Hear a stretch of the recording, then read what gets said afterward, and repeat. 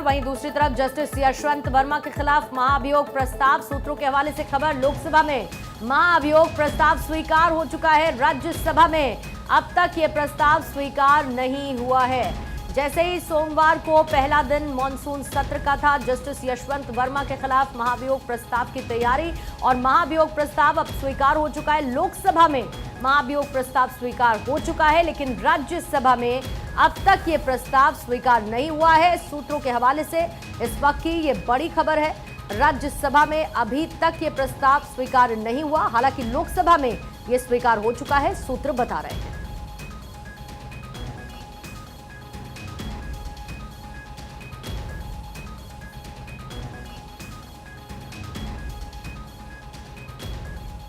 Cash मामले में फंसे जस्टिस वर्मा के खिलाफ अब महाभियोग लगाने की तैयारी चल रही है। इसको लेकर अब लोकसभा में ये स्वीकार कर लिया गया। राज्यसभा में करीब 150 सांसद अगर एक साथ उनके प्रस्ताव पर हस्ताक्षर करते हैं, उसके बाद ये प्रस्ताव स्वीकार हो जाएगा। हालांकि लोकसभा में ये स्वीकार हो चुका है, अब राज्यसभा की बारी है और तमाम जो विपक्षी दल है वो चाहते हैं कि कैश कांड में फंसे जस्टिस वर्मा के खिलाफ महाभियोग प्रस्ताव लाया जाए और इसको लेकर दोनों दलों के बीच में, सत्ता पक्ष और विपक्ष के बीच में एक बैठक भी हुई थी।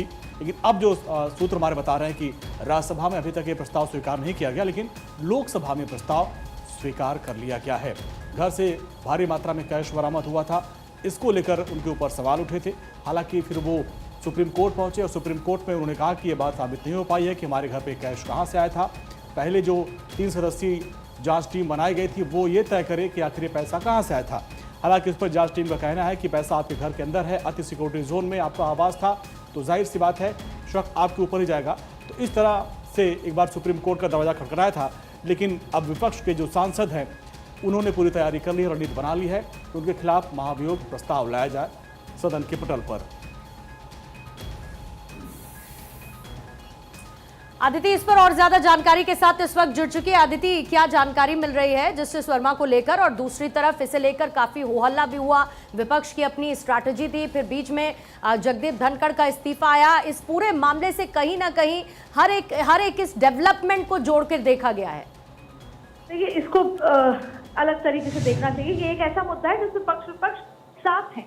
आपने देखा कि लोकसभा स्पीकर को कैसे 150 से ज्यादा सांसदों ने, जिसमें पक्ष और विपक्ष दोनों के सांसद थे, उन्होंने जब रविशंकर प्रसाद पहुंचते हैं सपा से भी और अलग अलग सभी कांग्रेस से भी सिग्नेचर होते हैं। अब ये लोकसभा में जब एक्सेप्ट होता है लोकसभा स्पीकर द्वारा, तो उसी दिन, जैसा आपने जिक्र किया, जगदीप धनखड़ जो कि उस समय उपराष्ट्रपति थे, उन्होंने लगभग 68 विपक्ष के सांसदों का भी एक प्रस्ताव महाभियोग इम्पीचमेंट जो जस्टिस वर्मा के खिलाफ एक्सेप्ट किया। उसके बाद उनकी विदाई हुई, एक अलग मुद्दा है। लेकिन आज आपको बता दें, पिछले 48 घंटों में अमित शाह और तमाम जो संसदीय कार्य मंत्री हैं, तमाम लोगों ने कोशिश की कि क्योंकि एक बार ये लोकसभा में एक्सेप्ट हो चुका है तो राज्यसभा में उसे एक्सेप्ट नहीं किया जाए, जिसको लेकर आज अर्जुन राम मेघवाल, किरण रिजिजू ने मुलाकात भी की, मल्लिकार्जुन खड़गे, राहुल गांधी से। देखिए, ये एक ऐसा सेंसिटिव मुद्दा है जिससे शायद राजनीति से परे है।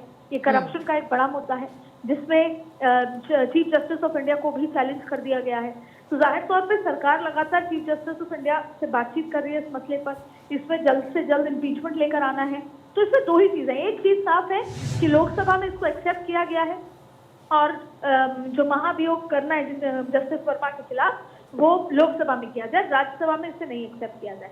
अब इसके पीछे की राजनीति अगर समझे तो जाहिर तौर पे जब इसको एक्सेप्ट किया गया राज्यसभा में, तो उसमें एक भी सिग्नेचर सरकार के सांसद का नहीं था, बीजेपी के सांसदों का या एनडीए के सांसदों का नहीं था, जबकि लोकसभा में सबने मिलकर दिया है। इसको लेकर सवाल था कि ना इसे किरण रिजिजू को पता था, ना अर्जुन मेघवाल को, ना इसे इस तरह से हुआ। तो जाहिर तौर पे राजनीतिक लिहाज से ये अलग मसला है और अगर वैसे देखा जाए तो ये एंटी करप्शन का मसला है जिसको सरकार टेकअप कर रही है, जिसमें विपक्ष भी साथ है। और क्योंकि ना पुलिस, ना कोर्ट, ना जुडिशरी और ना ही सीजीआई ने उनसे स्टेप डाउन करने के लिए कहा, लेकिन जाहिर तौर पे ये हाईकोर्ट में अभी वो बरकरार है, उसने उनको चैलेंज कर दिया। तो ये एक एंटी करप्शन का मुद्दा है, इसको हाई लेवल पर हैंडल किया जाना चाहिए। फिलहाल सरकार ये कोशिश कर रही है कि राज्यसभा में इसको एक्सेप्ट नहीं है और अभी तक राज्यसभा में वो मान्य नहीं है। लोकसभा में जो 150 सांसदों ने इस पे महाभियोग किया है उनके खिलाफ, वही मान्य है। ठीक है, शुक्रिया आपका अदिति पूरी जानकारी के लिए। और इसी खबर के साथ न्यूज़ 4.0 में